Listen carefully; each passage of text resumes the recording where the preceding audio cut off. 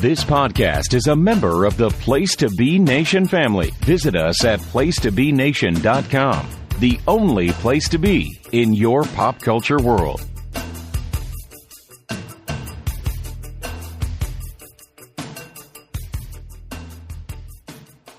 Place Mission Wrestling Network, welcome back. Making Mount Rushmore, the wrestling edition, is live and in living color here. And we are in the month of September, and we're talking about a couple of different kinds of matches. Matches that, really up the ante, so to speak. They're feud enders, they're title matches, they're just when nothing else, no other option there.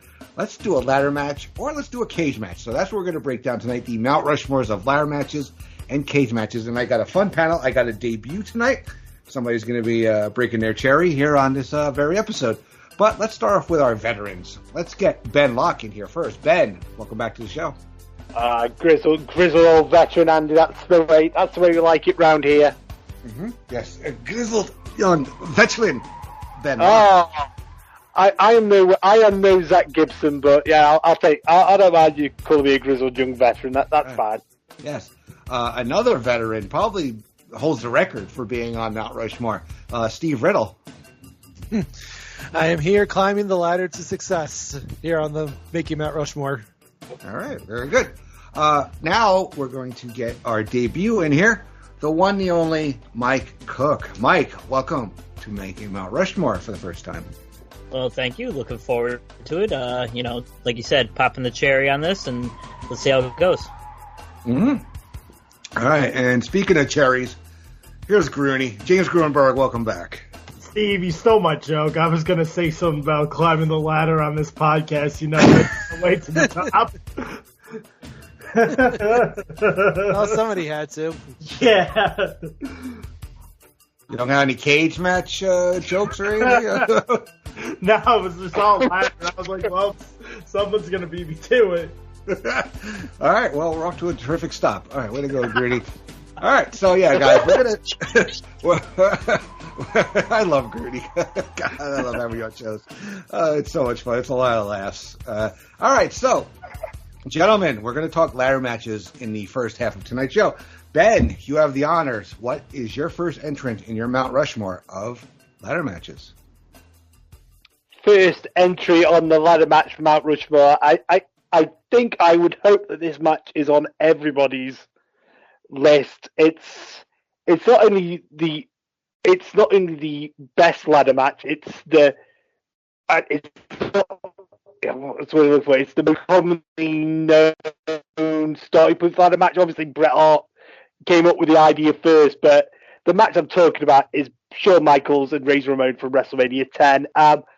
Everybody always goes on about Shawn's performance in the match, which is truly epic, truly a thing of beauty, but don't sell what Razor does in that match short either.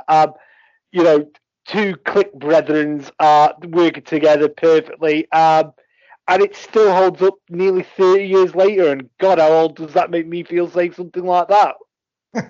Yeah. Yes, and you are right. It was on just about everybody's list. Steve, it made your list as well. Yeah. What can you say? This is the match that really set the standard for what we would see in future ladder matches. The feud going in was really good with both with Razor as the IC champion, Shawn claiming he was still the rightful champion, and they decided to have this match here, and it's like just the perfect storm at WrestleMania 10 in Madison Square Garden, and they just went out and absolutely stole the show. This is where, Shawn became Mr. WrestleMania. And like Ben said, Razor, I still don't think gets enough credit for that work he put in for the match. This was, you could say this was probably the greatest match of his career. Just such a great moment. And definitely, like I said, set the standard of ladder matches in the years to come. All right. Grooney, it made your list as well. What do you got to say? It did make my list, and that the leap from the ladder that Shawn did onto Razor was amazing, for just starting leaping off of things, and Shawn Michaels just doing that leap off the ladder. And the finish is really good too, because is Shawn going to get to Razor? Like, he's tied up on the ropes, and Razor got to the belt first before Shawn could make the save. So a really good ending to the match, and I just really enjoy that leap that Shawn did. Oh yeah, it's iconic, that image of Shawn making that leap. Mike, it didn't make your list, but it was actually one of your honorable mentions. So what do you have to add about that match? Well, like Steve said, he thought that it was Razor's best match, and it probably could have been. And I'll talk about the one that I think is his best match, but it is the one that started it all, basically on a grand stage. And I mean, there's not much more you can say about it, what these guys said. It was a great match. But however, I think it was the second best out of them. All right. We'll get to that in just a few minutes. Steve, why don't you give us another entry on your list? All right. We are going to jump ahead to 1998. And this is still, for me, one of my favorite ladder matches of all time. That is from SummerSlam 98. The Rock and Triple H for the Intercontinental title. The feud between DX and the Nation had been really hot throughout this, late spring, early summer '98. Triple H going after the title. Rock had a stranglehold on that belt since December. They had a really kind of forgotten 2 out of 3 falls match the previous month at Fully Loaded, and then they continued to build. They had I think it was like a 6-man street fight on Raw where Triple H got destroyed by the Nation with the ladder. So he says to Rock, well, let's bring the ladder to SummerSlam and see who the better man is. And on a show that is obviously was being built around Austin and Taker, these two went out with the mindset to steal the show, and they absolutely do so. They put on a fantastic match, a star-making match for both guys.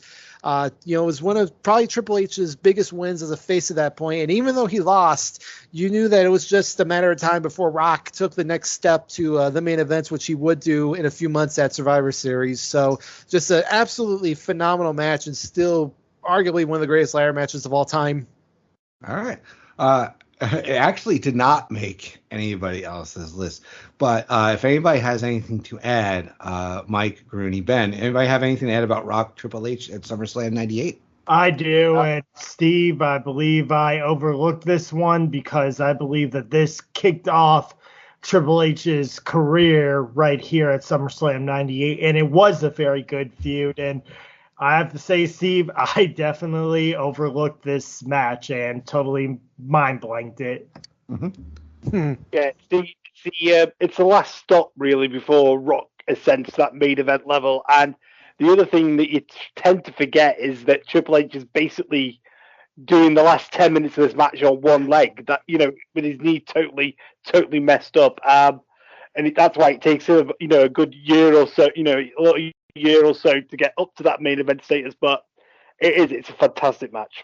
Mm-hmm. Mike, anything else? I do agree. It was a great match. I remember watching it live, and at that time, I mean, even though I was a huge Rock fan, but I thought Triple H did a phenomenal job, and that wouldn't be the first time that he put on a great finishing, with one leg. Yeah. Mm-hmm. All right, Mike, let's get the first entry in your list. Well, because we were determining on what consisted of, ladder matches, of TLC matches, and I almost didn't think of considering it because it was a TLC, but if you're going to include them, you cannot go without including TLC SummerSlam 2000. It was just a phenomenal match. It set everything up. I mean, just everything about it. I mean, everybody was in shock and awe, watching it between, the Hardys, Edge, Christian, and the Dudleys. And, it's one of those matches, that people will talk about to the end of time, I think. Mm-hmm. All right. I don't, it was an honorable mention for Ben. I could see that. Yeah. And the only reason I didn't pick it is for something that's going to come up in a bit. So I'll leave my thoughts till then. All right. I'm trying to look through. There's a lot of matches to go through. But Steve, any thoughts on this? Yeah, I was thinking about it. I ultimately didn't consider it because I actually think TLC it's really become its own gimmick separate from the ladder match. So that's why I didn't include it. But Yeah, just I know we talked about it on our last show when we were discussing SummerSlam matches, so I won't go too much further than that. But yeah, just an absolutely phenomenal match, built on the match they had at WrestleMania, and it would just continue to build going from there.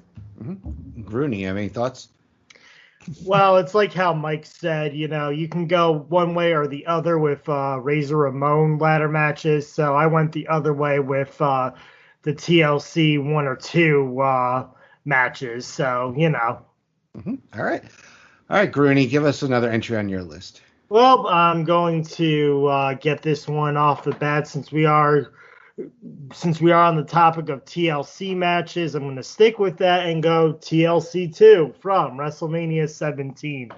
Now, I'm biased. I think WrestleMania 17 is the best WrestleMania. Yes, we've all had this big debate, but just the fact the Jeff Hardy Swanton Bomb on the Spike Dudley and Christian, everyone getting everything in. Spike Dudley gets a Dudley dog onto Christian. Rhino gets a gore.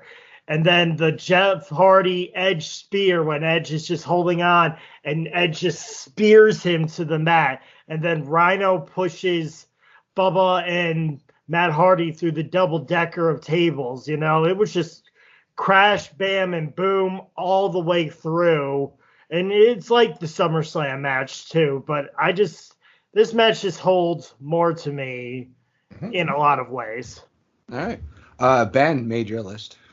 I did make my list, and Gruny's actually made a lot of the points I was going to make. The reason I prefer it to the SummerSlam match is because you've got those 3 extra elements in it, and it's the beautiful organized chaos that I love. There's always something going on. It's perpetual motion. Everybody knows what they're doing. Everybody knows. Everybody always goes on about, we always see the shot of the spear off the ladder, and that's amazing. But you've got other things like when Hardy misses the swanton off the ladder, but Bubba crashes through the tables again, and like I say, it's just perpetual motion all the time, and it's just fantastic. Mm-hmm. Mike? Yeah, and when I was writing these out, I mean, to me, it's 1A, 1B.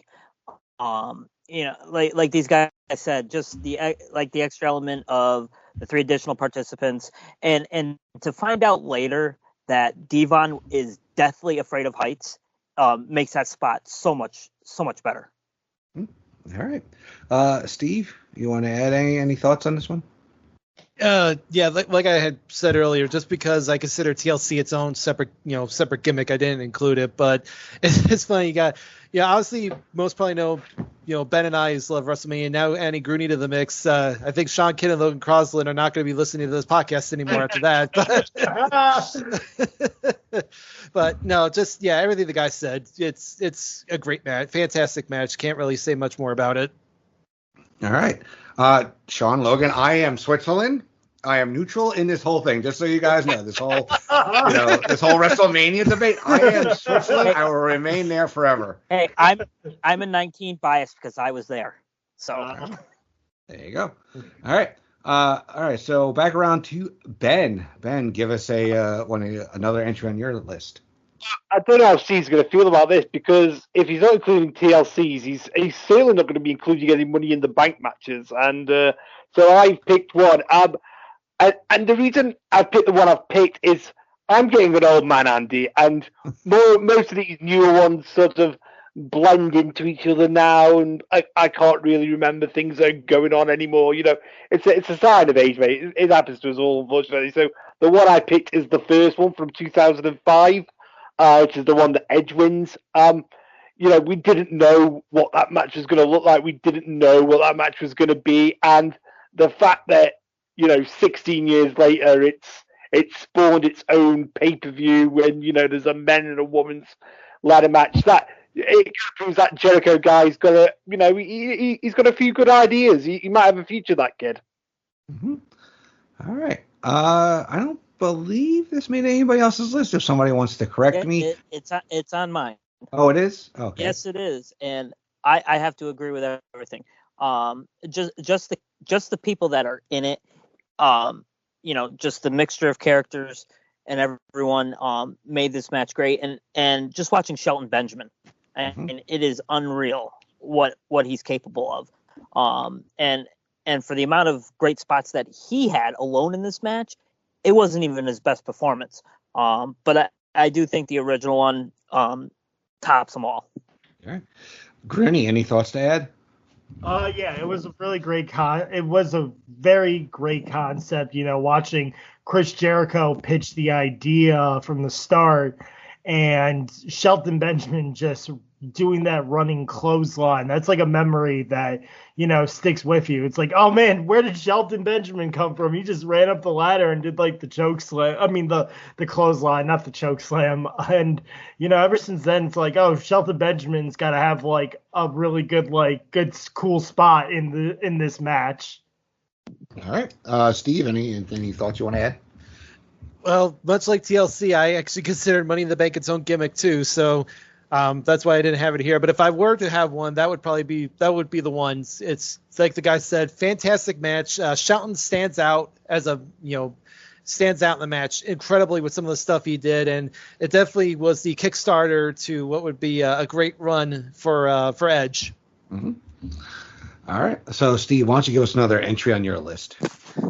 All right. Well, I am going to jump back to 2000, and this is the match that was, of course, the predecessor to the original TLC, and that is the Triangle Ladder match from WrestleMania. Edge and Christian, Hardys and Dudleys. Dudleys were champs going in.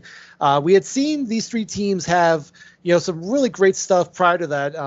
There was the No Mercy ladder match that Edge and Christian and the Hardys had. Then, of course, the Hardys and the Dudleys had the first tables match of the Rumble. And now the three teams come together here. And you're wondering how three teams can make a ladder match work. And they went out and just put on a tremendous match. Just all the stuff they were doing, so revolutionary for the time. And this was obviously where Jeff hit the very first swanton off a ladder onto Bubba through the table. And it would just set the stage for what was to be a great year for the tag division and a pretty shocking win. I don't think a lot of people expected Edge and Christian to win, but it would eventually begin, what would be their run of dominance. So I thought that match definitely merited some recognition. All right.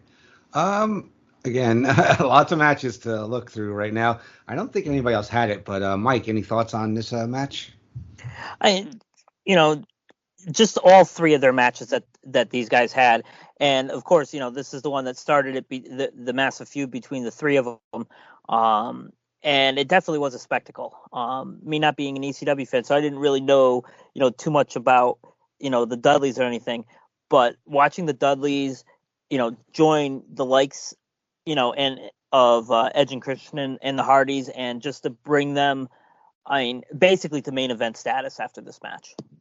You're not familiar with the cavalcade of Dudleys, like Big Dick Dudley, Sign Guy Dudley, Chubby Dudley, Dances with Dudley. I heard of them at the time, but I was not an EC. I'd never watched any ECW. It was quite the thing back then.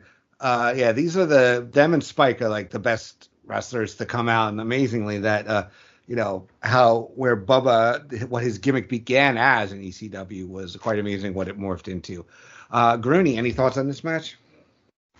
Little did we know what would come out of this match. Mm-hmm. It goes in as just a ladder match, but then it's like the Dudleys are like, oh, hey, we're going to add the element of table. Well, we're going to add the element of chairs, and we're just going to, beat each other up with all these weapons, and it became its own thing. So, yeah. All right. Ben? If I'm being honest, I preferred the No Mercy ladder match without the Dudleys, and then, like I say, the two after that than this. But I can see why somebody would pick it. It's a good pick. All right, so back to Mike. Mike, why don't you finish off your list? Well, to go back to what everyone was saying with Shawn and Razor, I personally like their SummerSlam '95 one better. And what made it special is, and for us old guys who remember, Shawn was supposed to face Sid at SummerSlam, and this was like thrown together last minute. They added the ladder, and they just started right off the bat. They did some of the same spots, the splash with the ladder and things like that. But you got to remember, there was that great suplex, where Razor suplexed Shawn over the top, and the finishing sequence, as they're climbing up and Shawn does the super kick. I just felt that overall, I like this one a lot better than the first one. All right. Ben, it was an honorable mention for you.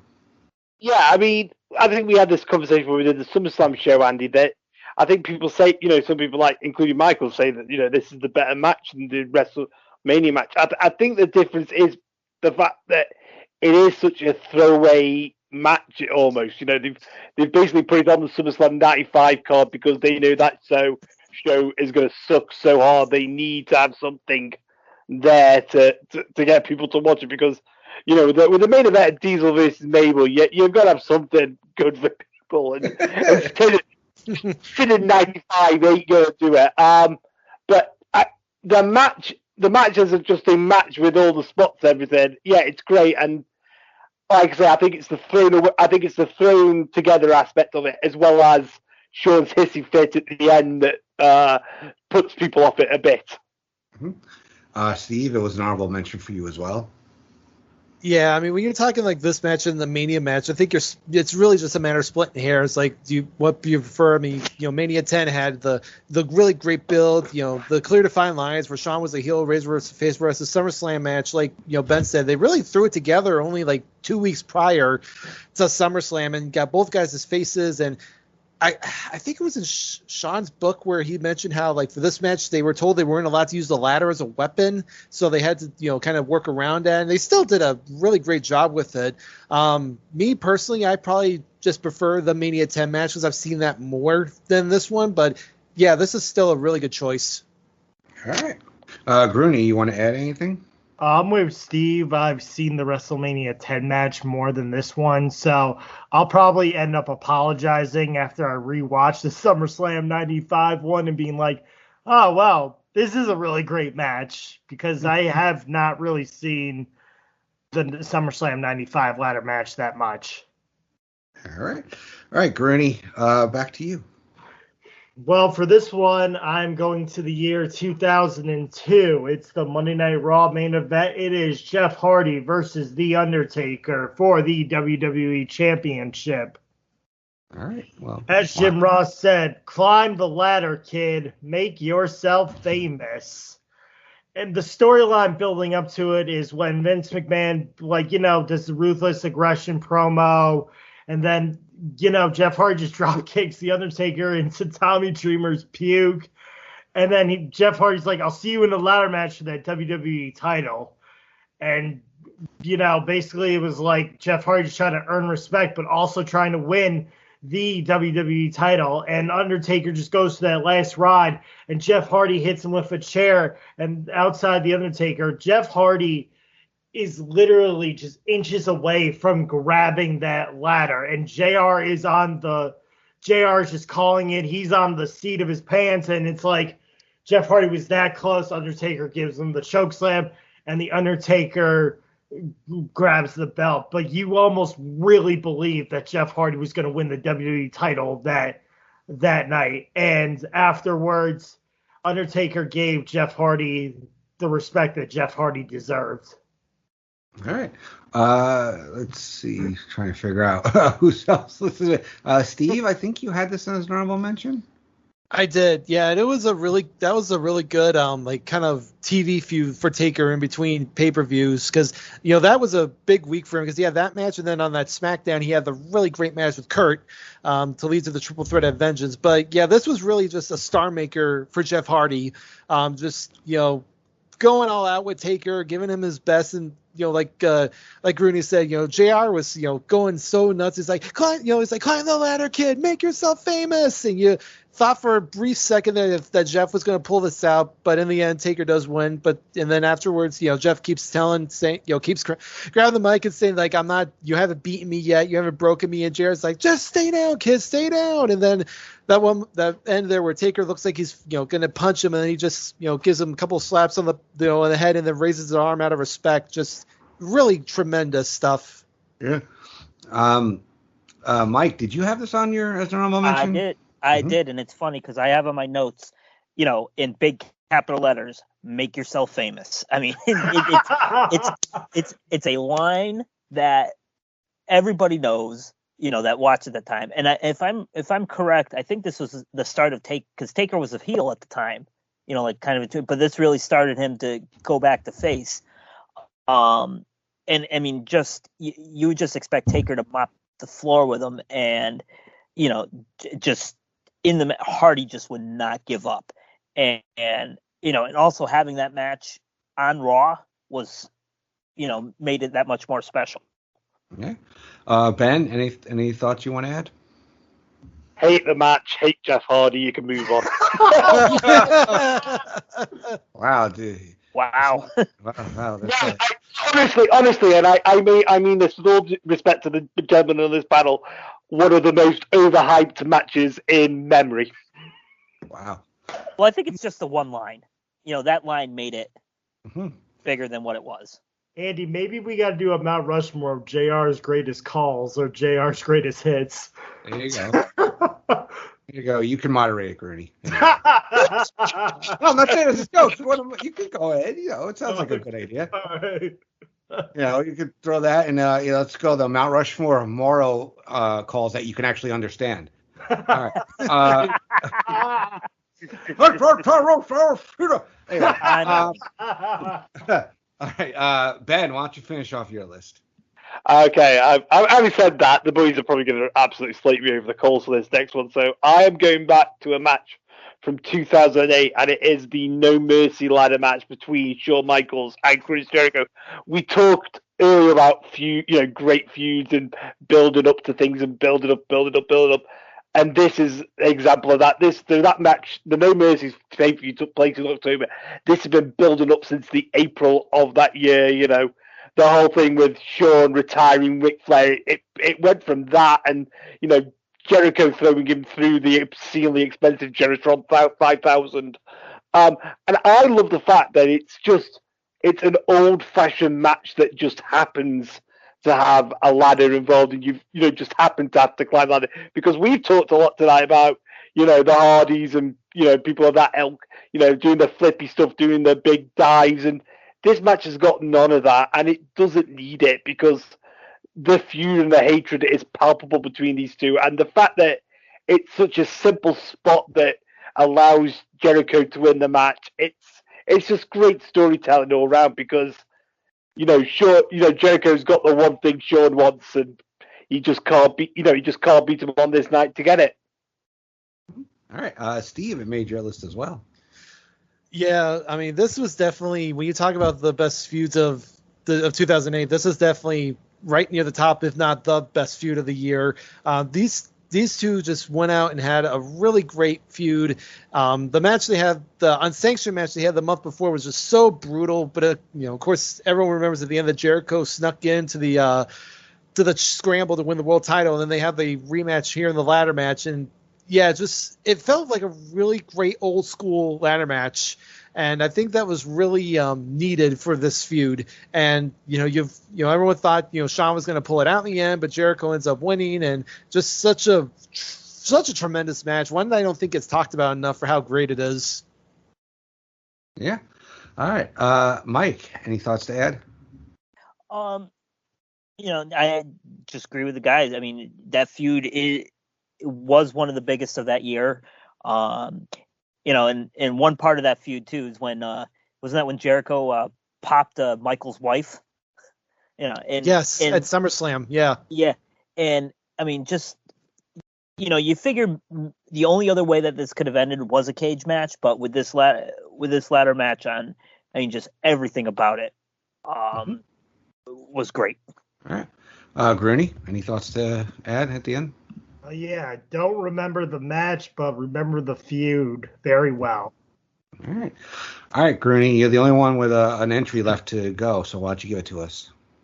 Well, this entry is from 2001, and that is Chris Benoit versus Chris Jericho, Royal Rumble 2001.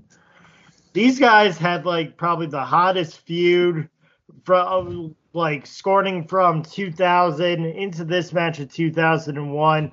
It is a ladder match, and when Chris Benoit just dives through and Jericho just pulls the chair out of nowhere, it's like, wham! That chair shot was brutal. And the walls of Jericho on top of the ladder as well.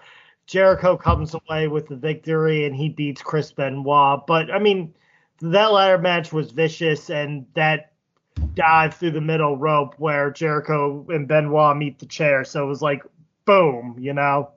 Mm-hmm. Yeah, Ben is having, I guess, British internet issues, so he had this as an honorable mention for him. Like I told you all, I have a crappy memory, so I don't really remember this match, so I'll ask Steve if he's got any thoughts to share on this. Yeah, Greeny mentioned now, Rock Triple H from 98 was his big forget. This was my big forget. I completely forgot about this match. It's a fantastic match. Jericho and Benoit had a really great feud throughout most of 2000, and culminates here for the IC title. And I'm not one that gets too hung up on watching Benoit matches, but if there's one moment of his that does make me cringe, it's him taking that dive through the ropes and Jericho just cracking it with that chair full force. It's it does get really hard to watch, but the rest of the match is really great. The moment where Jericho puts Benoit on the walls on top of the ladder is still very iconic and a pretty big win for Jericho because Benoit pretty much owned him throughout most of 2000. So I thought this was a great way for Jericho to finally get a big win over him and to regain the IC title. So great pick there. All right, Mike, any thoughts to share? And I totally forgot about this match, and I don't remember much of it except those two spots. The walls of Jericho. It was something different up there, and that chair shot. I mean, but I believe the walls of Jericho one. You see that all the time on highlights. Mm-hmm. All right, so that ends the list proper. But let's go through some honorable mentions. Steve, we'll start with you. Any honorable mentions that haven't been talked about yet? Yeah, I have a couple. It was kind of brought up earlier, but Edge and Christian and the Hardys from No Mercy '99, the finals of the TIT for the $100,000 in charity services. Yeah, as kind of funny that one of Vince Russo's last great moments before he left WWF for WCW was that, but in the end it gave us that great ladder match. It kind of set the stage for what was to come with those two teams, and then of course you had the Dudleys in later. So another one I had from SummerSlam 05, Eddie Guerrero and Rey Mysterio for the custody of Dominic. Yes. As silly as the whole idea was, a custody of a child on the line, it was a great capper to their great feud of 2005, and some really sick spots in that match. Just both guys taking some really nasty falls onto the ladder, and it was really just a great match for those guys. Speaking of nasty spots, another match I had in here was the four-way from Armageddon 2006, London and Kendrick, Regal and Taylor, Eminem and the Hardys for the SmackDown tag titles. Obviously, this is the match where Joey Mercury pretty much got his face destroyed by that, and when Jeff Hardy's slingshotted the ladder right in his face. But besides that, the match itself is still fantastic. All four teams go all out, and a really great showing, and a big show of confidence there for London and Kendrick, for them to retain the titles when they could have easily given it to Eminem or the Hardys, after they just reunited and had their little feud going. And then the last match I had, we mentioned it briefly, but I think it does deserve some merit. And that's, of course, that is Bret Hart and Shawn Michaels for the Intercontinental title from 1992. The very first, on-recorded WWF ladder match.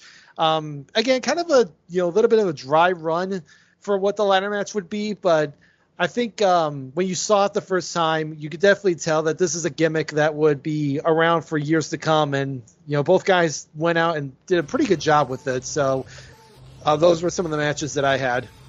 All right. Ben, now that you're back, we're going through honorable mentions.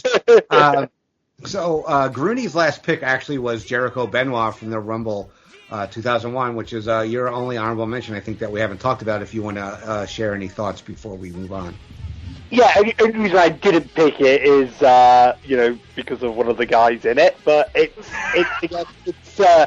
It's an absolutely brutal match. I love everything about it, and I think you mentioned the two big spots from it, but it's such a well worked match. And again, it's spots that mean something. It's not just flipping off ladders just for the sake of it. It builds up to something, and the storytelling is really, really superb throughout. All right, Mike, any honorable mentions that you'd like to talk about? And the only two honorable mentions else that we hadn't already talked about, and it's kind of funny because the Shawn versus Bret, to me has never seen that, but I had to give it an honorable mention since it was the first one. And also the Armageddon 2006 match, and you just never forget that spot. I mean, it was just gross, and when that ladder went up and hit him hit Mercury in the face. I mean, the match itself was great. I mean, you can't even pinpoint out any spots, throughout the match. It was just action nonstop. It was a great match. But unfortunately, it's basically remembered for only one thing. Mm-hmm. All right. Grueny, any honorable mentions that you want to talk about for effect? Well, Steve did put the nail in the coffin on mine with the Eddie Guerrero, Rey Mysterio custody battle ladder match. I enjoyed the ending of the match where Vicky stopped Eddie from getting the briefcase and allowing Rey Mysterio to get the win. And I will throw this one in because this one also just clicked into my head. The No Mercy 2001 ladder match, the Intercontinental Championship, Edge versus Christian.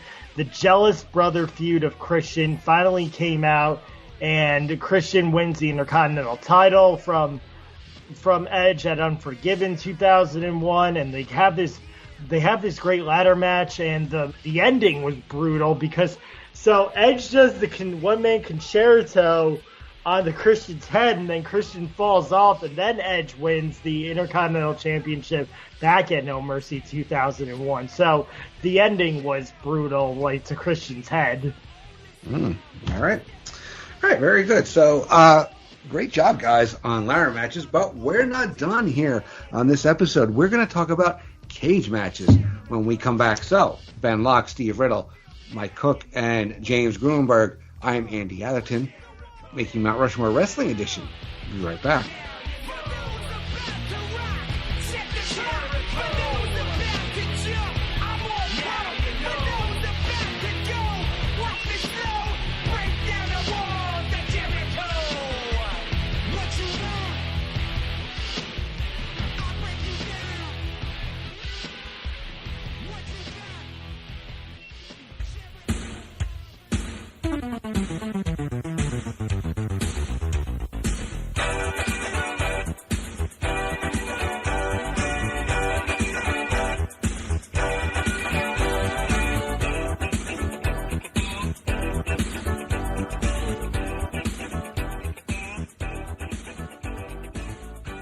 All right, Place to Be Nation Wrestling Network. Welcome back to Making Mount Rushmore Wrestling Edition number 6. We are talking about ladder matches, and now we're talking about cage matches with James Gruenberg, Mike Cook, Steve Riddle, and Ben Locke. I am Andy Atherton, and we did our ladder matches. Let's get to the cages. Grueny, start us off. Give us your first cage match on your Mount Rushmore. My first cage match on Mount Rushmore is from Raw 2001, Kurt Angle versus Chris Benoit. And now this is feuding from basically Backlash 2001, the Ultimate Submission match, then Judgment Day 2001. Benoit wins the tag team championship with Jericho. So Benoit's in the middle. He's ending the feud with Kurt Angle, and he's moving on towards Stone Cold Steve Austin and that whole thing in June. But this match, it's one that people talked about for a long time while they could still, talk about Chris Benoit and his great matches. It starts off with, Kurt Angle doing the moonsault, and he misses. And JR says Kurt Angle went for everything, and he got nothing. I thought Kurt Angle, the way he bounces off the mat, like with his chin, I thought he broke his jaw for sure. I thought Kurt Angle broke his jaw. And then Chris Benoit's trying to escape, but Austin won't let him. So he goes down the other way and does that diving headbutt off the cage. And then Austin hits Benoit with the door for Kurt Angle to win. An absolute, probably in my top 3 Monday Night Raw main events. All right. Mike, it made your list as well. It did. And I remember watching this, and I mean, what a match. And I mean, everything that Gruny described, was great. I mean, the moonsault, and the only thing I can compare that to is, which is close, was Brock Lesnar's, moonsault in Mania 19. That, bouncing off that, you had no idea. I mean, I thought that he was really hurt. And just Austin slamming the cage. I mean, you've seen it a lot now, but I mean, every time, especially that one was just ultimately brutal. Mm-hmm. All right. Steve, is this one of your honorable mentions? It was, yeah. And this was definitely during a time where the Raws and that May, June 01 were really, really hot with so many great matches. Because that was on the heels of the Benoit Jericho, Austin Triple H tag. I think it was either the week before or the week after when Austin had those back-to-back matches with Jericho Benoit in Canada that were really well acclaimed. And yeah, this is another one that's really fun. Austin's on commentary. He's great. Gruny said, the two, spots with Angle, going for the moonsault off the cage and missing, and then Benoit hitting the headbutt off the cage. And, that was kind of one of the last straws to break, Benoit's neck essentially. And then the end there after Angle wins and Austin just gets in the cage and beats the shit out of Benoit with that chair. Just such really good stuff. All right. Ben, any thoughts to add? Yeah, if I'd have popped a list of honorable mentions over to Andy, this definitely would have made it, because like the boys have said, Angle and Austin and Benoit were just on an absolute tear at this point, and this is the culmination of the great 3 or 4 month feud between Angle and Benoit, and yeah, it's so good, so good. All right, Mike, why don't you give us another entry on your list? And I have mine is Hart versus Hart, SummerSlam 94. Right. I mean, this feud started at Survivor Series in the famous "I kicked your leg from under your leg" speech, where Owen attacked Bret. And then they all got back together, and then, officially went heel at the Rumble. I mean, they went through and had the match at where Jim Neidhart was in Bret's corner, but he turned, and Neidhart ended up with Owen, and then finally this match. I mean, what can I say? I mean, it just seemed like all of their matches had stuff different. I mean, it was in the cage. It had to end in the cage, even though it went on just a little bit longer after this. But I mean, and the one big thing about this, and I will never find a person that will probably disagree with this, there is no way that this match should not have closed that show. That should have been the main event. Mm-hmm. All right. Well, believe it or not, it made Steve's list. Steve. Yeah, I mean, just like everything Mike said, just such great builds. I mean, coming off their epic match at Mania, where Owen won clean, and then of course Bret won the title at the end of the night, but you knew there was going to be something probably more with him and Owen, and then of course Owen won King of the Ring, and eventually leading up to this match. And I know this match in the last couple of years has gotten a lot more divisive with people. Some saying it's it's still a great match, some saying it's not, because it's pretty much just a 30-minute chase, both guys trying to get out of the cage. But I mean, I can see why people say that, but I think it works really well in the story, because the whole point of the fact of it was Owen had already beaten Bret at WrestleMania, so he didn't care about injuring him or whatever. He just wanted to get out of that cage and win the title. That's all he cared about. And obviously Bret wanted to retain as well. So just having the whole Hart family at ringside was really good, and they really did a good job in making this feel like a really big cage match. And you had the big spot with Bret hitting the superplex off the cage. And And then, of course, Bret ends up winning. And then, of course, at the end, Neidhart gets, clotheslines Bulldog and Diana over the guardrail. And then he and Owen put Bret back in, locked the door, and beat the crap out of him. And that visual of all the brothers and Bulldog climbing the sides to try to get in. So great. And I do agree. Yeah, this definitely, in hindsight, should have been the main event and not the Taker fiasco that we got. All right. Ben made your list as well. It certainly did. And I am obviously I am on the pro side of this match. And it's like Steve says, Owen is a cowardly, snivelly heel. He doesn't give a shit about, bloodying Bret or, beating him to a pulp because he's already beaten Bret. What does he want to do now to piss his brother off? He wants to take the one thing off him that matters the most to him. And if he can do that by running out the cage, then by God, that's what he's going to do. And yeah, and that pretty much is the match. But their Hearts are such masterful storytellers that they get away with it because they're so brilliant at the job. And it's one of those matches I could genuinely watch all day. Mm-hmm. And it was a clean sweep. Gruny had as well.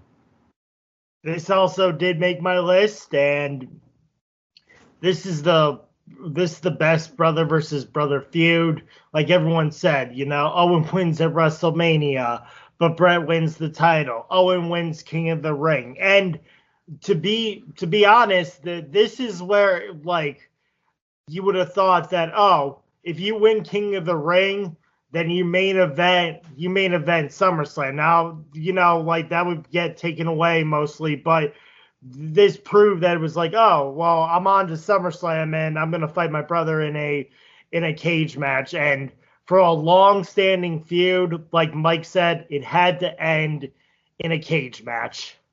Mm-hmm. All right, very good. All right, Steve, give us another entry on your list. All right, well, I'm going with a match that's probably not the best in terms of like in-ring, but when you talk about historical significance, there's probably no other match that tops this. And if we're, of course, going back to October 1983, Jimmy Snuka versus the Magnificent Morocco for the Intercontinental title. The feud going in was really good. Captain Lou Albano had turned on Snuka. Snuka had turned face, chasing Morocco across the Northeast. They had a match or two at the Garden before then, but this was the big blow off to their great feud. And obviously, the match itself is okay. It is what it is. It's solid. Morocco ends up winning, but of course, when you talk about this match, you don't talk about the match itself. You talk about what happens afterwards, where Snuka climbs to the top of the cage, gives the "I love you" sign to the crowd, and hits the Superfly Splash off the cage onto Morocco. We could be here all day talking about all the people that it influenced, from Mick Foley, who had hitchhiked to the Garden that night, Tommy Dreamer, Taz, so many people that it influenced. And it's still, in terms of, like, again, as a match itself, it's it's fine, but in terms of historical significance, you can't get any bigger than that one. So that match definitely deserves some props and deserves to be on a Mount Rushmore of cage matches. Yeah. It didn't make anybody else's list, but anybody have any thoughts? Ben, any thoughts on Snuka Morocco?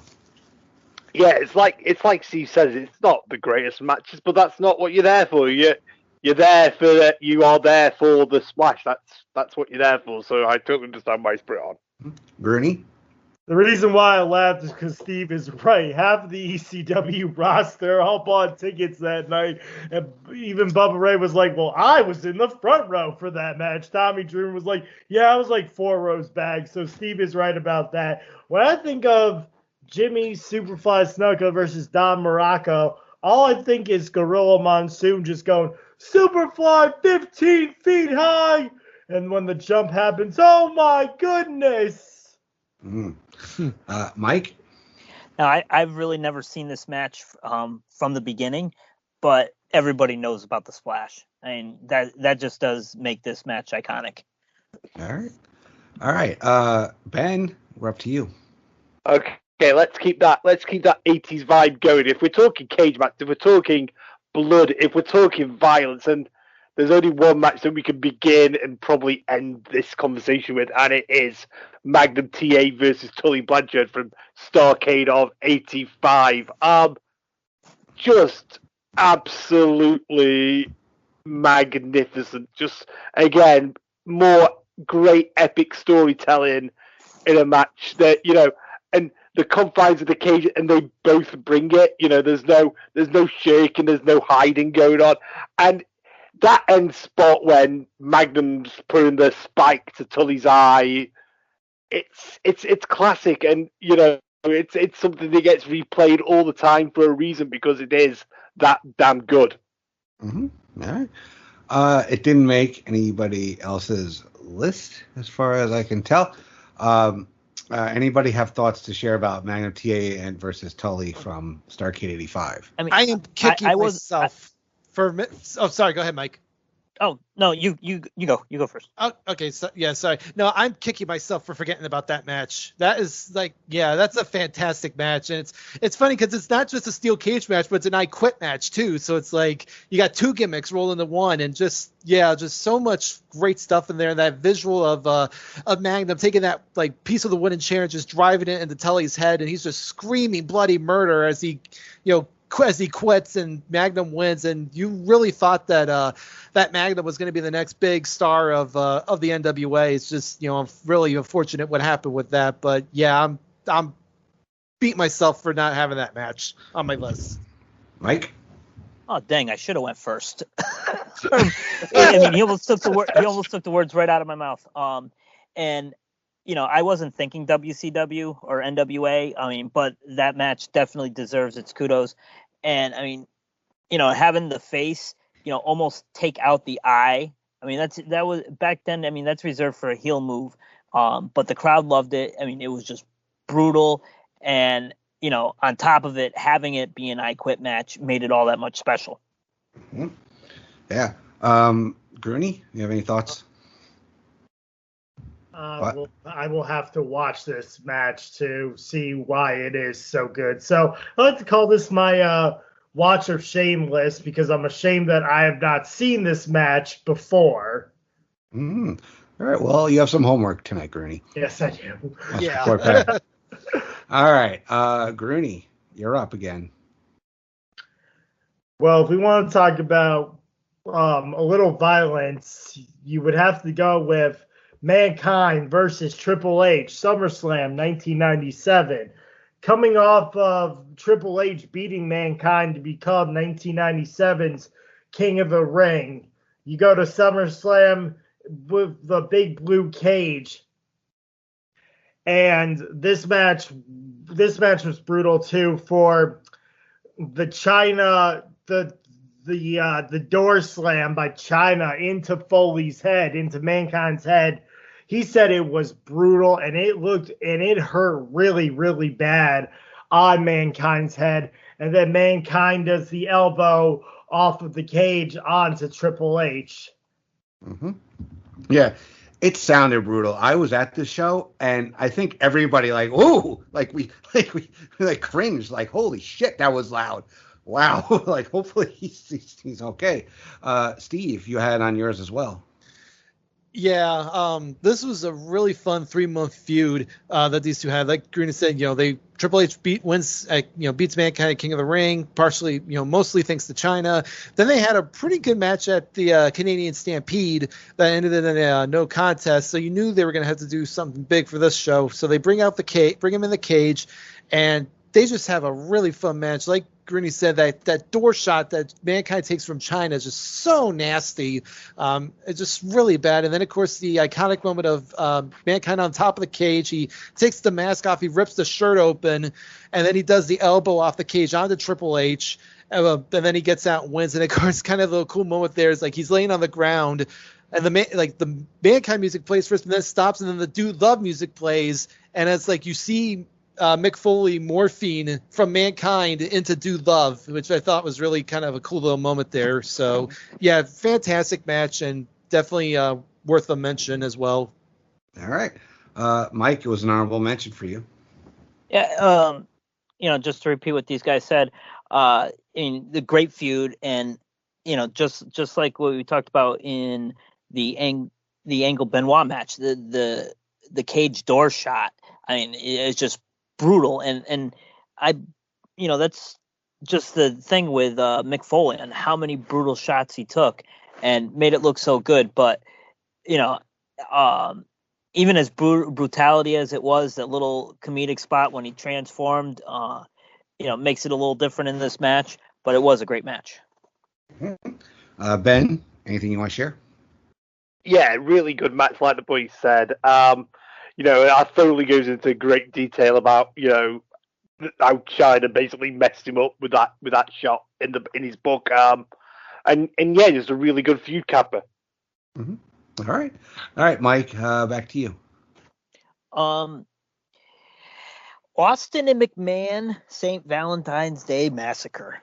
A lot of people remember this for the debut of the Big Show, but I mean, just the brutality of Austin versus McMahon. After McMahon, won the Rumble, and the only way that Austin can get his shot is if he beat McMahon in this cage match. I mean, this is really the first time that we saw McMahon take this beating. I mean, yeah, he did the Royal Rumble and he would get stunned here and there, but I mean, would you have in a million years, just even 3 years before this, think McMahon would be a bloody mess, falling off the cage through a table, and just every time Austin would go to win, he'd just stick up that middle finger, and I loved every minute of this match, and it just showed really, McMahon's, how big his grapefruits really were. Mm-hmm. All right, Steve, this was an honorable mention for you. Yeah, this is right at the height of the Austin Vince feud. Like I said, they had their encounter in the Rumble, and Vince won thanks to Rock, and then the next night Vince says he'll name another contender down the road, and Shawn Michaels, who was commissioner, decided to name Austin for the title shot. And Austin says he'll put his shot on the line if he gets Vince in a cage, and just all the great build to that. And then of course they get to the match, and they brawl outside the ring, and of course that epic moment where they're climbing on the side, and Austin, rams him into the cage, and he falls off the cage through the announce table, and just and it goes, you hear that old saying is like Vince would never ask his workers to do anything that he wouldn't do himself, and he showed it there, and then it's pretty much just a Austin, just beating the shit out of him, like you said, bloodying him open. But every time he goes to leave, Vince just, gives him the finger and drags him back in. And of course, like you mentioned, the debut of Big Show, where he, assaults Austin, but unfortunately he inadvertently costs Vince the match when he throws Austin under the cage so hard that it breaks, and Austin's able to escape. So yeah, just a really, really fun match, and probably, one of Vince's best matches of his career. Mm-hmm. Ben, any thoughts to share on this? It's a really good feud ender, like the boys have said. Vince knows how to push all of Austin's buttons, doesn't he? Like you say, with the flipping him off at every chance he gets, and a Big Show coming through the ring at that point was a genuine surprise. Yeah. Mm-hmm. Gurney? Well, this is gonna close out my list. Actually, this was on my list of Mount Rushmore. I think, if I'm not mistaken, I believe that Vince said he broke his tailbone taking that fall. I don't know if he did or not, but it looked like he did. And even in the pay-per-view opening, when they're doing the opening song, and you just see the back, all the shots of McMahon versus Austin, and then you just see, it's a cage match. Austin's going to get his hands on McMahon in the cage, and McMahon going in so positive that he's going to beat Austin, and no one from the corporation's going to interfere. So the build up, the hype, and just what we got was great, that Austin finally got his hands on the boss in a one-on-one match with no interference until the very end of the show. Okay. All right. So we are up to Steve. I think we're finishing your list here.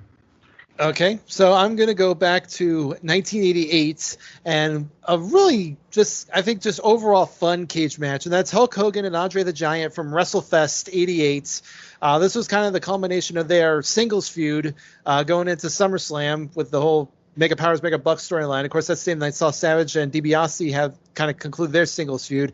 But these two just went out for, I think a lot of people were not sure what to expect from this match because obviously, Mania 3, stands on its own. The match of the main event was good for what it was, and then the match they had at 4 was just not that good. So I think seeing these two in a cage, I think a lot of people were expecting the worst, and instead they went out and put on a really great match. Andre was just absolutely vicious in this match, beating Hogan down all over the cage. At one point Hogan gets busted open and Andre just bites him in the face, and there's that one visual of him just cackling with Hogan's blood all over it. It's just such a great moment. And then of course the epic moment when Bobby gets in and Hogan's beating him up, and Andre at one point starts climbing the cage to escape, and just this visual of this giant climbing up the side of the cage is so iconic. And eventually Hogan stops him, ties him to the ropes, and then he escapes himself. So just a really, really fun match, one that I don't think anybody ever expected. All right. I don't think this made anybody else's list, but Ben, any thoughts on this? It's like C says, it's a really fun, enjoyable cage match, and Hogan's got so many of them, in the 80s that it almost became like a speciality match for him. But yeah, Andre was on such a tear in '88. I don't blame Steve at all for putting it in. Mm-hmm. Gurney, familiar with this one? No, I am not familiar with this one. All right, that's 2 matches for homework for you, Mr. Gruenberg. Cook? And I have one because I've never seen this match. I didn't even know they had a cage match. All right, there you go. All right, Ben, let's. You still have a couple, so why don't you give us one of yours? Well, I don't know if one or both of these are going to make it into Grooney's homework, so we're going back a year. We're going back a year earlier to 1987, and we're going to January of '87 at Saturday night's main event, and it is the cage match between Hulk Hogan and the late great Mr. Wonderful Paul Orndorff. And the reason I picked this is I'm such a huge fan of this feud. When on one of the episodes I was on before, when Johnny D'Amato was on, he just reminded me how great this feud was, and Orndorff with Bobby just, being a total chicken shit heel with Hogan. You got all the stuff on the outside with Danny Davis as well going on. And for a Saturday night's main event, for a TV match, this is surprisingly brutal, which, you're obviously, even at NBC on a Saturday night, you can't really get away with much stuff like that. But it's such a fun match. Love it, love it, love it. It actually made Mike's list as well. It did. I started getting into wrestling right around Mania 2 and really just started to watch. And the Hogan-Orndorff feud was the first big feud I was into. And, I was an Orndorff fan. I don't know what made me like him, but I just loved him. The whole feud was great. And, something that was a little, special about that match at the end is when they started playing Real American, the crowd went crazy with Hogan, but then people just started realizing, wait a second, you're playing the music, but people forget that Orndorff, during this part of the feud, he was using Hogan's music also. So you really didn't know who won, and, for both of them landing at the same time, definitely it was ahead of its time, something different, something we hadn't seen, as far as I know, but I mean, just going back and forth, listening to McMahon and Ventura yell at each other back and forth on who won. To me, it was, like an iconic Saturday night's main event moment. All right, Gurney, any thoughts, or you got more homework? I do have more homework, but I know that this feud was very big for an 80s feud where Paul Orndorff and Hulk Hogan were best friends and tag team partners, and then Orndorff turns on Hogan, and this is the big payoff. So I guess I gotta watch this match as well. Well, don't forget they were opponents 2 years before that too. Yeah. Mm-hmm. The big part is the finish in this match. It's really what it really comes down to. Yeah. It's funny. He just passed away. My aunt actually went to college with him at the University of Tampa, so she knew him many years ago, back in the late '60s, early '70s. Steve, any thoughts on this? Well, this is now the second match I'm kicking myself for forgetting. Yeah, I'm not batting it too good on the averages tonight, but no, it is just great capper to this great feud, and like you said, this was really all about the finish with both guys landing on the floor, and Danny Davis declaring Orndorff the winner, and Joey Marella declaring Hogan the winner, and Jesse's like Orndorff's the winner, I told you, McMahon, and just all that, and just really fun cage match, and it was definitely Orndorff's peak in the WWF, and one of again, kind of closing out one of Hogan's more profitable feuds of that time period. So great pick there. Yeah. Don't worry about omitting stuff. At least you don't have homework, Steve. Okay. All right. All right. Ben, you're the only one with a selection left. Why don't you give it to us?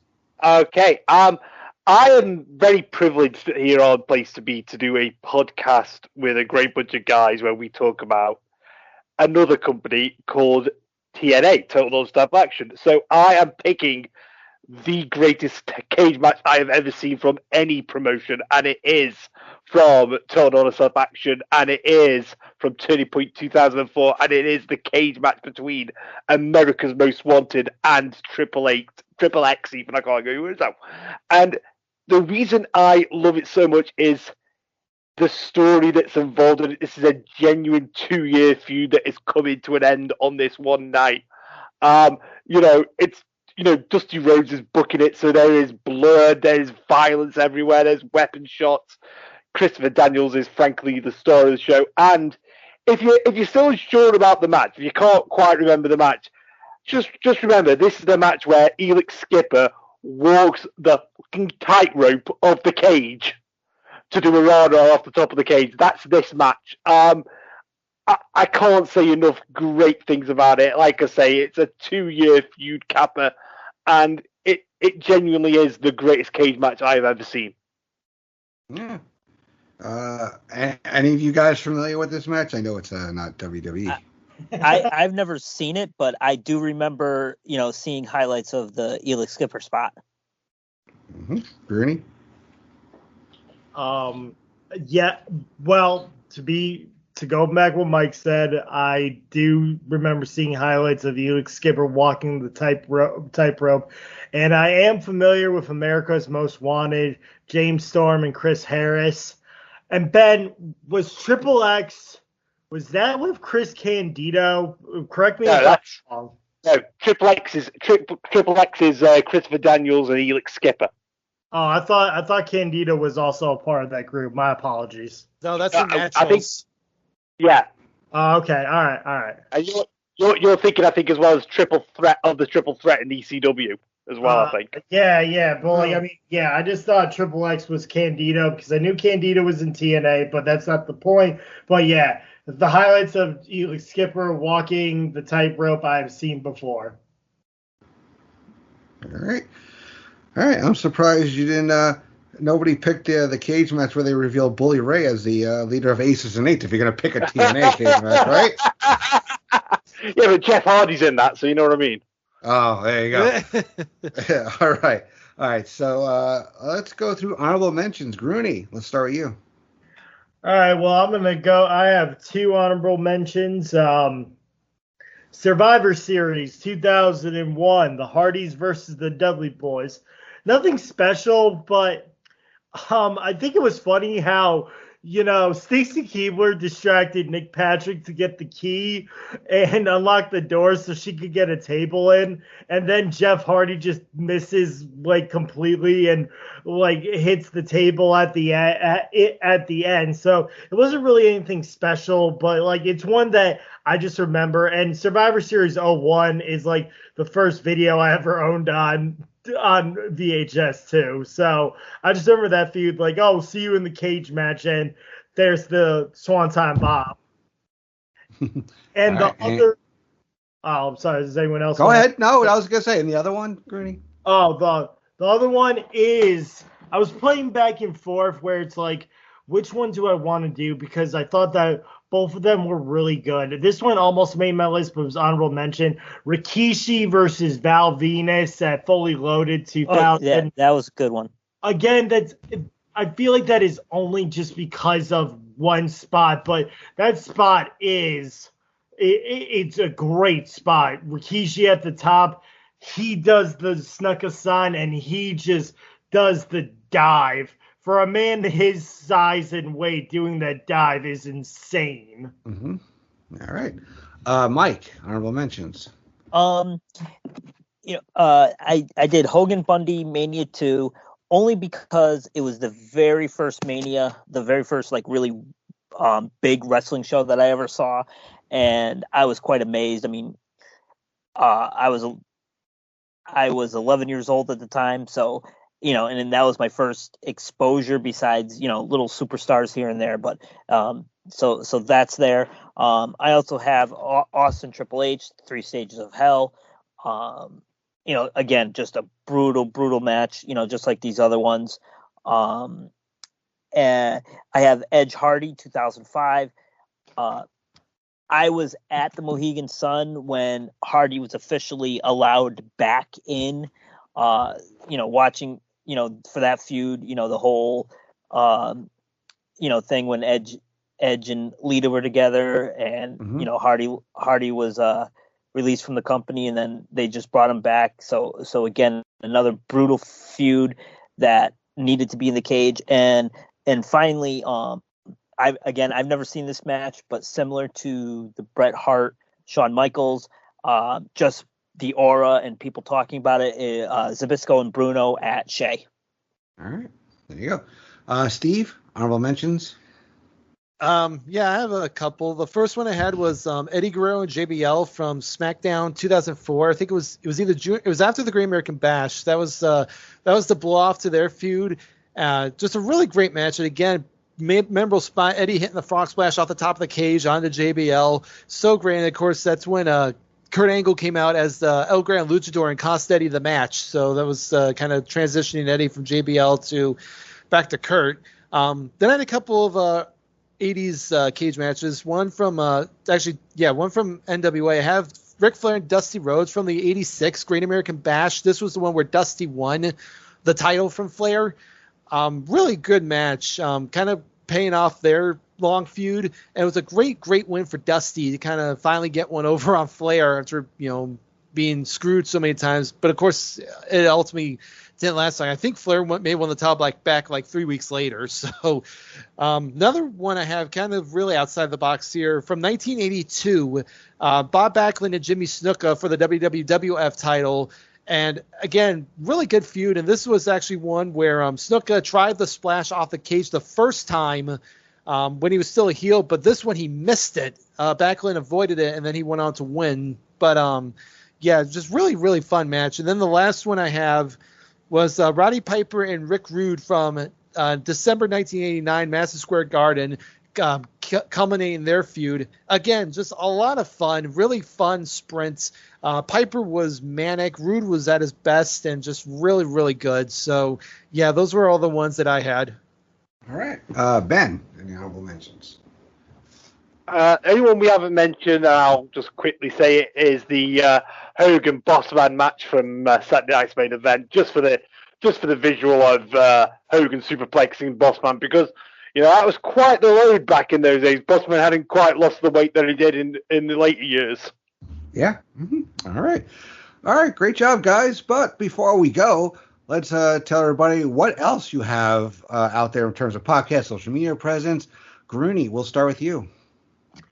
Well, by the time this airs, I don't know where we're going to be, but there should be a new episode of Extreme Resurrection covering probably around, October of 2006. Who knows where we're going with direction of the show and the date. So look out for a new episode of Extreme Resurrection. All right. Mike.